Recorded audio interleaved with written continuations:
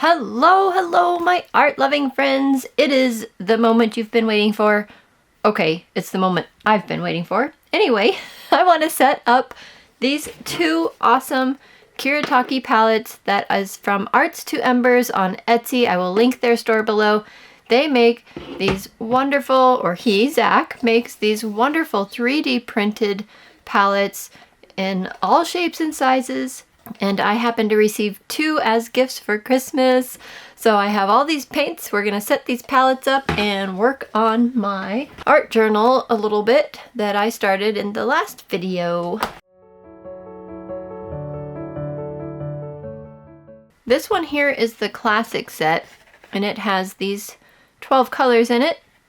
And I will keep those 12 colors in one palette, and I will add in the 6 graphite colors. So I have graphite green, blue, red, violet, yellow. I don't know. We'll figure it out. So that's what will be in this palette. And then I bought this set, which I believe they called Set B. Let's see if it's in the box here. I don't see it on or in the box anywhere, but I think that's what it said online when I picked it up from johnneilbooks.com. And thanks to a viewer for letting me know I could buy individual pans at that website as well. You can buy individual pans of these Kuretake Gansai Tambi paints on Jackson's Art Supplies website, except you cannot buy the graphite colors separately at Jackson's. So that's why I went to John Neil Books, because they sell the graphite ones individually. And I had these 4 that came in an art subscription box and needed the additional 2. And I picked up this gold. Anyway, so this set B and these will all be in the second palette. Ta-da! This is how I decided to set up the 2 palettes with that color split like I mentioned. But it probably doesn't mean much to you until you can see the colors on watercolor paper. And they provided us with swatch sheets when the palettes came. So we will use the swatch sheets that came with it because they fit in the palettes. So let's check out these colors. This is the palette I'm the most excited about, but we'll do that one second.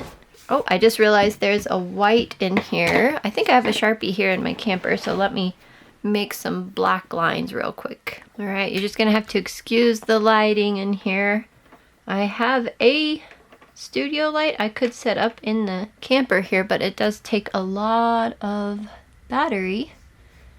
And it's dark right now, so I don't want to use all my battery in case I need to run my furnace tonight at all before I go to bed.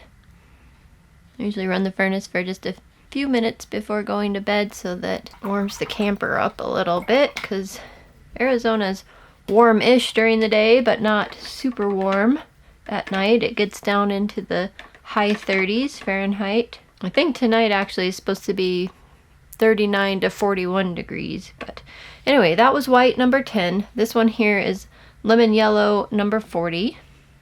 And I do have salt with me, but I'm not going to do salt on these. Now that I'm thinking about it, I'm like, maybe you should. Maybe I should. What if they do something really cool? I'll just put some in my hand here and sprinkle up the side. So you can get these little travel salt containers at gas stations, especially in the state of Utah, and put them in your little travel case and you just keep refilling them. All right, this one is yellow ochre number 44. It's been a week since I've painted with watercolors and this brush and everything. Probably more than a week, maybe 2 weeks.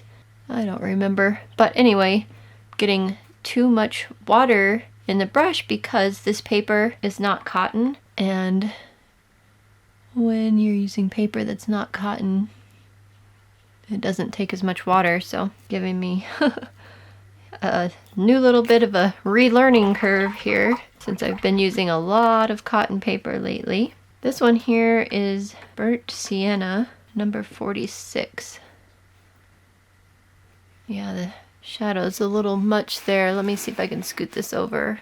My water jar is creating a shadow. Oops, I'm not staying in the lines very well. I should get my smaller brush out, I guess. It's just the brush is gliding over the paper really easily. We'll see how these swatches turn out. If I feel like I want to redo them on cotton paper later, I can do that. I brought lots with me. All right, this one here should be the Cadmium Scarlet number 31.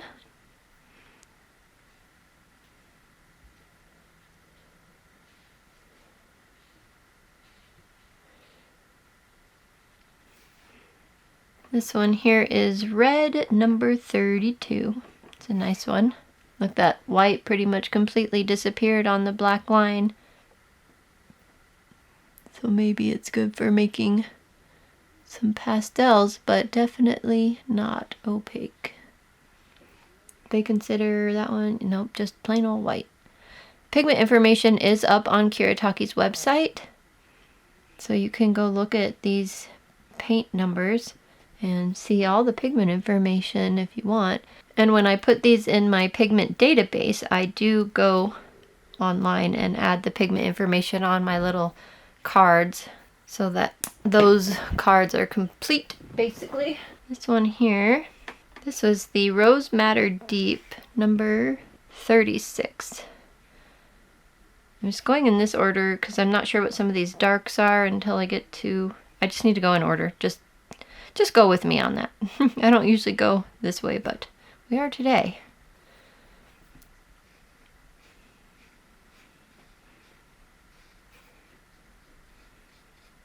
Yeah, I think I'm going to want to redo this on cotton paper, but it may not be necessary. Just so your colors will look different on cotton paper. I mean, the hue will be the same, but it will look different. And if you always use cotton paper when you paint, you know, it's probably a good idea to have your swatch sheet on cotton paper.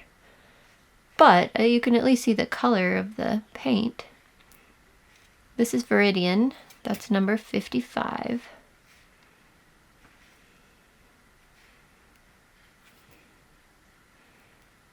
There's salt stuck to my fingertip. It feels really weird on this hand.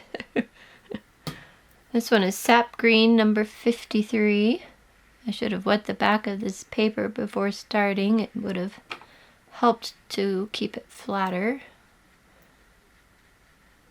Working on a plastic table here, so I could do that. Too late now. All right, this next one should be the Ultramarine number 64. Look at that. That's a nice color.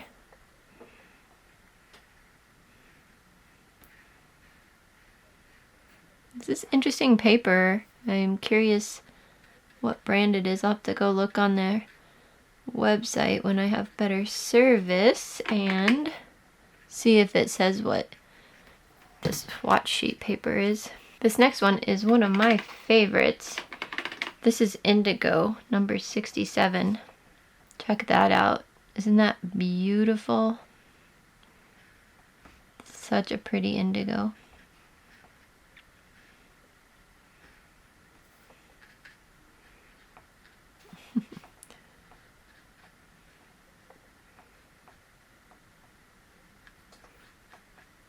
This one is black, number 20. Ooh, that's a nice black. Very rich. Yeah, very, very rich. Have to pull some pigment out. Oh, got into my blue. Oh well.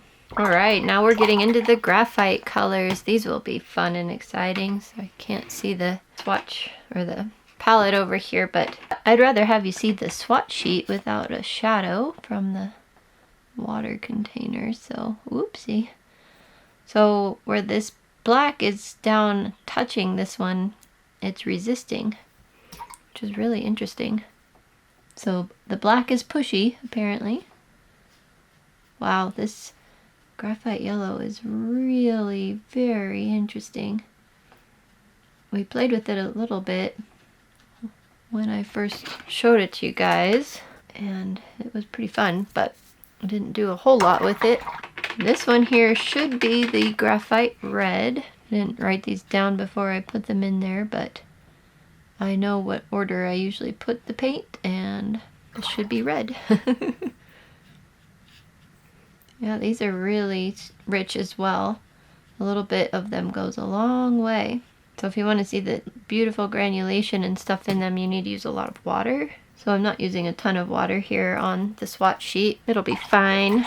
According to the website, if you rub on these, the graphite sheen kind of comes out, because they do supposedly have some kind of graphite in them, which is also very interesting.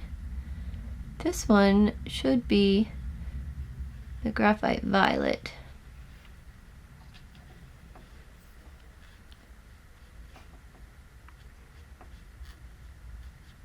Yeah, these are very thick. Probably should be using this salt in my camper's kitchen instead of my little travel salt, but that's okay. That's what it's for, to be used.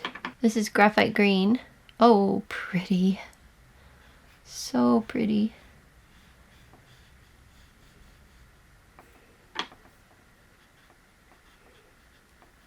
There's some really fun salt effects happening already. All right, this one should be the graphite blue. So you can hear the little noise they make if you don't attach them down to the palette. They're in there nice and securely, as far as, you know, they're not going to wiggle out while you're using it or anything. But if you don't want that wiggly noise when you're using them, you'll want to put a little glue dot or double-sided tape on them or something like that to keep them from rattling around. Problem if you do that is it might be a little hard to get out later if you need to get them out, but pry hard, I guess. All right, this one is graphite brown.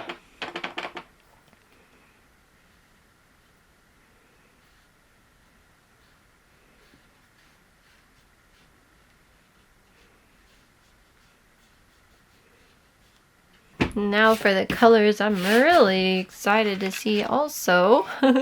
Probably more excited to see. Oh, I should make some of that one a little bit black too. Now when I used this gold before, I put some water on it and let it activate for just a moment.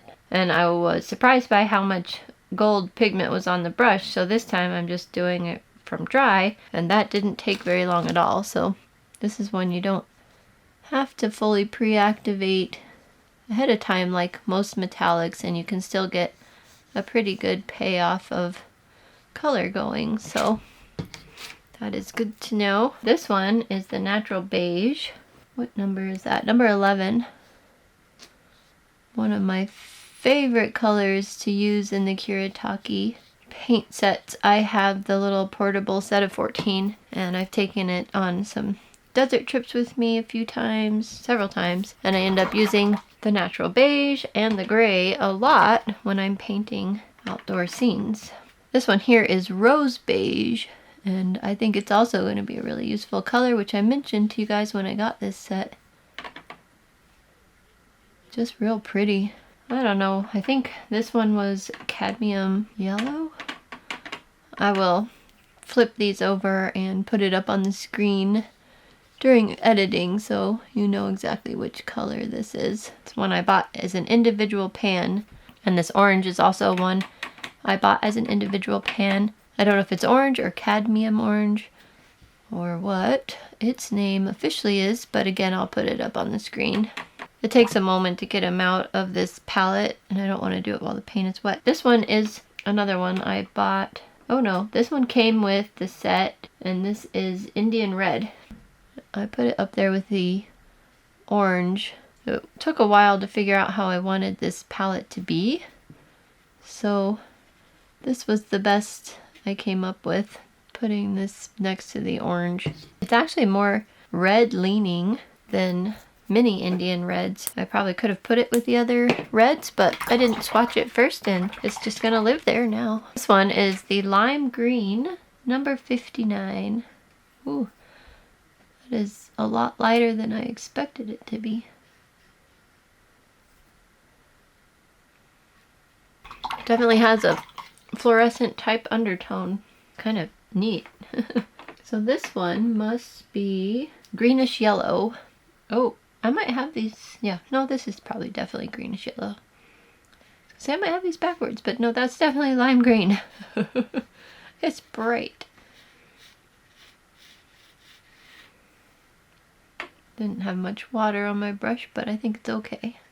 And this is one I bought to help complete the set here. I believe this was Sap Green Deep. and it's very pretty.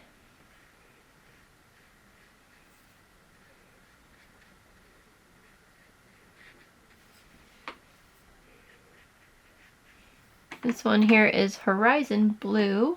That'll be number 69. Ooh, pretty. I don't know why I like pastel colors so much. I never used to, but I do now. This is Cobalt Blue number 60. Wow, pretty.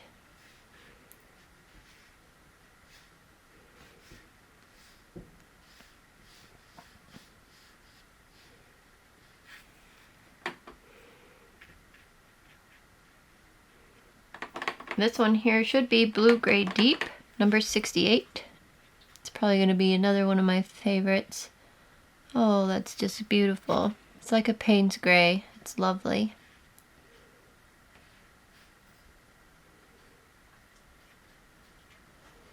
This one is Gray, number 21. Be using this in my little art journal too, because I have an idea for one of the pages and I need this color. This one is Lilac, number 13. I went over the line on that one. This is Cherry Blossom Pink, number 14. Oh, that's pretty.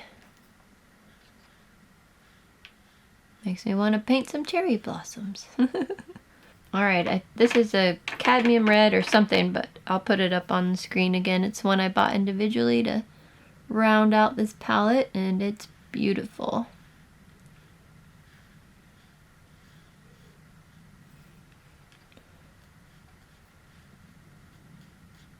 This one is supposed to be maroon.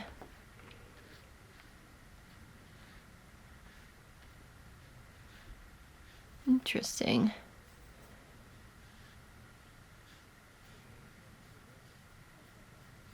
And last but not least, this one is supposed to be violet. Holy moly, is that a beautiful violet. So strong. So crazy strong, just like a lot of dioxazines are. Wow. That's impressively impressive. Alright, here they are, complete and dry. This one's lovely. This one's dark and moody. Oh yeah, there's a couple bright colors in there, but this one is just really nice. Alright, I have this art journal I started and I've already lost the front pages. I'm so confused. There we go. And I used the Dorland's wax medium on it. And interestingly enough, I could have used that Dorland's wax medium. That's this stuff here. Okay, I'll link it below. I could have used that instead of the nail polish remover. And if you don't know what I'm talking about, check out my last video. I'll link it in the corner and in the description box below. Sorry about the camera wiggle, I'm in a camper. Anyway, I could have used that wax medium to blend the pastels because it definitely smeared them when I was putting it on over this. But at the same time, it did keep it where I don't get a smear off on my fingers.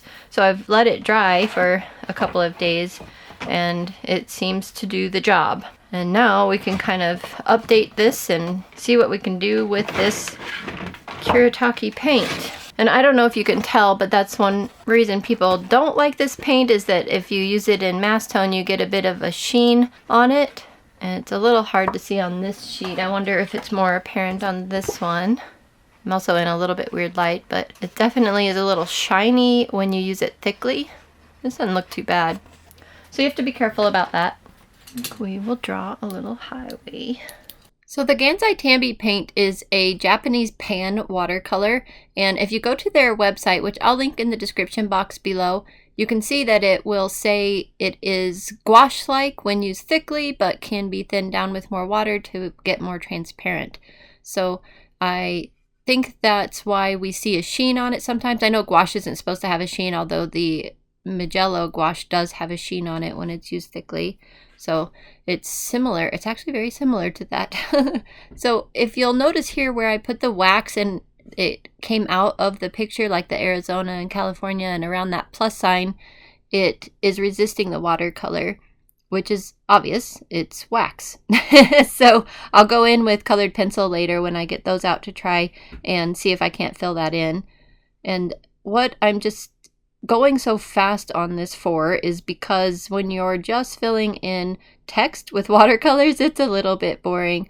But it's the drawing part that was kind of fun, but that's also really long to film. When I do a sketch like this, it takes me quite a while. What I'm also finding is that these paints are really great. They activate so super quickly though that you really need very little of the paint. It gets thick fast. So I kind of spread it out over the whole top of the paint when I'm using it if I have too much water in there, and I pull it up along the edges and dab some off. So you don't have to use much. The pans, even though they're not completely full up to the top, they're kind of dipped downward, will last you a very long time, I suspect. The colors are absolutely delightful, however. I love the palette you're seeing in the video right there. I used it almost the entire time. I'm not even sure I pulled the other one up except to use some of the black at the end. So this one is definitely going to be a go-to. The color selection is just so pretty. It's just so perfect. I love the extra colors that I added in. Alright, I filled in the text using that same pen. And I brought this with me, the Kuretake white pen ultrafine brush, a highly opaque white brush pen, ideal for highlighting or correcting mistakes in illustrations. And I have enough white pens open already that I probably shouldn't open another one, but I've been dying to try this. It's been in my stash a while. I don't know how to use it. It says twist the bottom of the pen a few times until you hear a click. Practice on a separate piece of paper first in order to control the flow of ink. Make sure to remove any excess ink from the brush tip or body by wiping on scratch paper before securing the cap. If it comes into contact with clothes, it might stain. Okay. And several minutes of working at this later, we finally get some ink. Now we got some ink going on. You guys see that?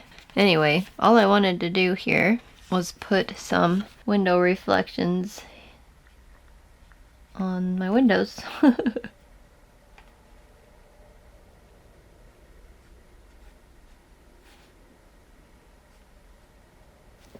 There. See if I can get my wheels back, since I totally forgot about it till I was 2/3 of the way through painting this tire, and I was like, wait, didn't leave room for the wheels. That's my propane. Yeah, that should do.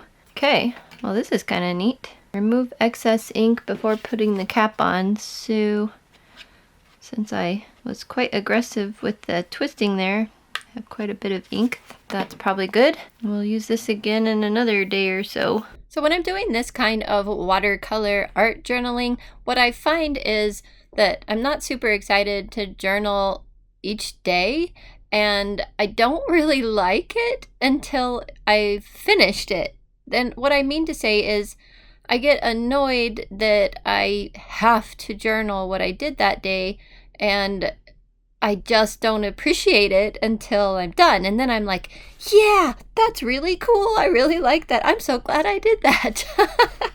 So as it is right now, I think I'm on day 9 of the trip, and I only have day 5 done, I believe, in the journal. So I'm excited to get out my next product and play with that and keep journaling.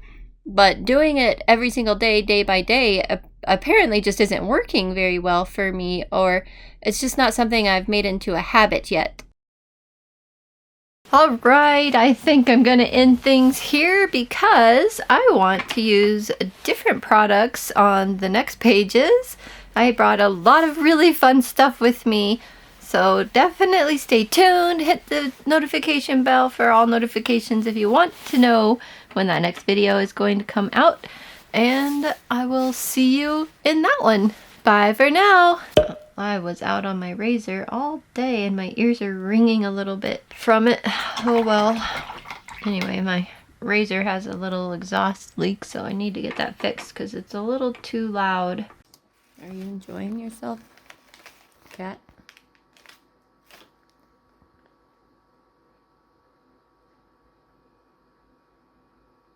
You're pretending to look innocent, Cassie. Not the brushes.